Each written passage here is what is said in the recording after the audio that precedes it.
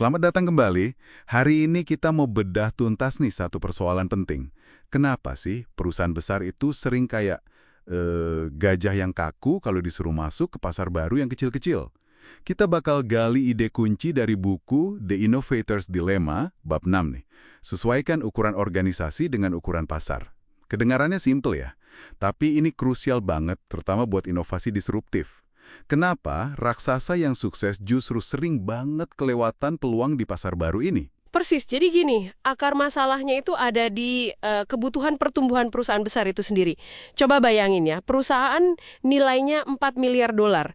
Buat tumbuh 20% aja, itu artinya mereka perlu cari pendapatan baru berapa? 800 juta dolar. Gede banget kan? Wow, 800 juta dolar ya. Oke, terus? Bulan unik buat pasar baru atau ceruk pasar. Itu biasanya mulainya dari nol. Pasarnya kecil banget di awal. Angka 800 juta dolar itu ya mustahil lah dicapai dari pasar secuil itu di fase awal. Ini yang bikin dilema. Oke. Jadi masalahnya bukan teknologinya jelek atau nggak ada gitu ya, tapi lebih ke pasar awalnya itu skalanya terlalu receh gitu ya, buat raksasa yang butuh lompatan besar. Tepat sekali. Ini sering jadi jebakan persepsi dan skala. Sesuatu yang jadi sukses besar buat startup kecil, itu bisa jadi cuma angka seiprit yang nggak ngaruh di laporan keuangan perusahaan raksasa. Rasanya agak aneh ya, kalau potensi diabaikan cuma gara-gara skalanya belum wah di awal. Contoh, Apple Newton yang ada di sumber itu, menarik tuh.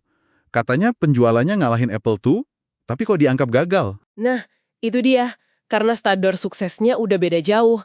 Apple udah jadi raksasa waktu itu. Jadi kemenangan kecil malah terasa kayak kegagalan. Ini sering mendorong mereka ke dua strategi yang keliru. Pertama, ya udah tunggu aja deh sampai pasarnya gede. Nunggu ya. Kedua, atau coba paksain aja teknologi baru ini ke pasar mainstream mereka sekarang juga. Padahal mungkin belum pas atau teknologinya belum mateng buat pasar itu. Coba kita bahas yang soal menunggu dulu deh. Kedengarannya kan ya bijak aja gitu ya. Tunggu sampai pasarnya jelas dan gede, baru masuk. Lebih aman kan? Kelihatannya sih gitu, tapi lihat contoh Seagate deh, yang soal drive 3,5 inci itu. Mereka nunggu pasar PC desktop buat drive jenis ini jadi besar. Iya. Pas mereka mau masuk, ternyata mereka malah kesulitan banget buat nembus segmen baru yang waktu itu lagi tumbuh, laptop atau komputer portable. Kenapa coba? Padahal Seagate kan pemain gede. Nah, iya tuh. Kenapa bisa gitu ya? Karena gini, waktu pasar laptop itu masih kecil, para pionir kayak Corner Peripherals itu udah duluan main di sana. Mereka nggak cuma jual barang, Terus ngapain? mereka itu sambil mengembangkan kapabilitas yang spesifik banget buat laptop. Drive yang lebih tahan banting, hemat daya, ringan, plus mereka bangun hubungan dekat banget sama pemain kunci kayak Compaq waktu itu. Oh, jadi udah ada ekosistemnya sendiri ya di pasar baru itu? Betul. Jadi pas Seagate akhirnya masuk, pasarnya udah kebentuk. Aturan mainnya beda, hubungan customernya udah ada. Keunggulan sebagai penggerak pertama di pasar baru kayak gini itu susah banget dikejar, bahkan buat raksasa sekalipun. Jadi, menunggu itu artinya kehilangan momentum penting. Oke. Jadi, mengabaikan pasar kecil itu salah. Menunggu juga beresiko banget kehilangan momentum krusial. Terus gimana dong caranya perusahaan besar ini bisa ikut main di pasar kecil yang disruptif tanpa nganggap remeh? Apa solusinya beneran sesederhana judul babnya?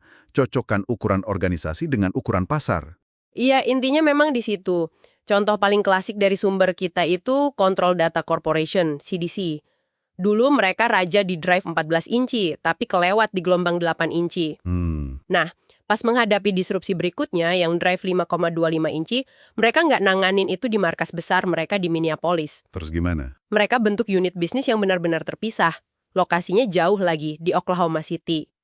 Kenapa? Kata salah satu manajernya di sana, alasannya gini, mereka butuh organisasi yang bisa antusias, gitu katanya, dengan pesanan senilai $50.000. Wah, $50.000 udah bikin antusias ya? Iya, karena kalau di markas besar pesanan segitu mungkin dianggap ya gangguan aja gitu, nggak signifikan. Nah, unit kecil yang di Oklahoma ini akhirnya berhasil. Menarik. Ini mirip sama cerita Alan Bradley di industri kontrol itu nggak sih? Yang pas peralihan dari elektromekanis ke elektronik. Bukannya mereka malah beli startup kecil terus dibiarin jalan sendiri ya? Betul sekali, padahal pesaing mereka kayak GE itu punya kemampuan elektronik internal yang mungkin lebih kuat loh. Tapi Alan Bradley yang menang. Kok bisa? Karena mereka menempatkan teknologi elektronik yang disruptif itu di unit terpisah hasil akuisisi. Unit ini fokus garap pasar baru otomatisasi pabrik, struktur biayanya beda, prosesnya beda, nilai-nilai atau motivasinya juga pas buat pasar baru itu. Sementara yang lain? Sementara perusahaan mapan lain mencoba mengelolanya lewat divisi besar mereka yang udah ada. Ya, gagal. Johnson Johnson juga sering pakai model kayak gini kan, akuisisi perusahaan kecil buat teknologi medis baru, terus dibiarkan relatif independen. Nah, ini dia nih kayaknya intinya ya. Jadi bukan cuma soal punya teknologinya, tapi lebih ke menciptakan rumah yang pas buat teknologi itu bisa tumbuh dan berkembang. Iya, Unit kecil yang independen, ini melihat pasar kecil itu sebagai peluang emas bukan gangguan atau kerjaan remeh. Mereka bisa lebih fleksibel soal margin, bisa bangun proses dari awal yang sesuai banget sama kebutuhan pasar baru itu. dan yang gak kalah penting, mereka itu kayak dapat izin buat coba-coba, buat belajar, bahkan buat gagal tapi dalam skala kecil. Ingat cerita Honda pas masuk Amerika? Oh ya, yang motor gede itu ya? Strategi awal mereka kan jual motor gede, dan itu gagal total. Tapi, karena operasi mereka di awal itu relatif kecil, mereka nggak mempertaruhkan segalanya. Jadi, pas ada pasar tak terduga buat motor kecil Super Cup, itu muncul. Mereka bisa langsung putar haluan ya? Tepat, mereka bisa pivot dengan cepat. Bandingin deh sama HP Kitty Hawk, itu pertaruhan besar dari unit bisnis besar pada pasar PDA yang ternyata belum siap. Akhirnya gagal total, karena udah terlanjur gede. Susah buat beradaptasi pas asumsi awalnya meleset. Jadi, pelajaran praktisnya buat Anda yang mungkin lagi di organisasi besar dan ngelihat ada potensi disruptif nih. Sekedar bikin tim proyek atau ngasih dana aja mungkin nggak cukup ya? Betul, strukturnya penting banget. Coba pikirkan, apakah mungkin dibentuk satu unit yang ya beneran terpisah, kecil, fokus banget. Terus target dan cara ngukur suksesnya juga disesuaikan sama skala pasar barunya itu. Jangan pakai ukuran raksasa buat bayi yang baru lahir, gitu kasarnya. Masuk akal, masuk akal. Dan ini nih sebagai penutup, satu hal buat direnungkan. Kalau perusahaan besar itu memang secara inherent, secara struktur dan nilai-nilainya, sulit buat masuk ke pasar kecil, karena mereka fokusnya ke skala besar. Bukankah ketidakmampuan struktural ini justru yang sebetulnya menciptakan peluang emas buat para startup dan entrepreneur? Wah, iya juga ya. Keputusan yang rasional buat para pemain mapan untuk katakanlah mengabaikan pasar receh ini, bisa jadi itu justru keuntungan terbesar buat para pendatang baru yang mau mendisrupsi pasar. Coba pikirkan itu.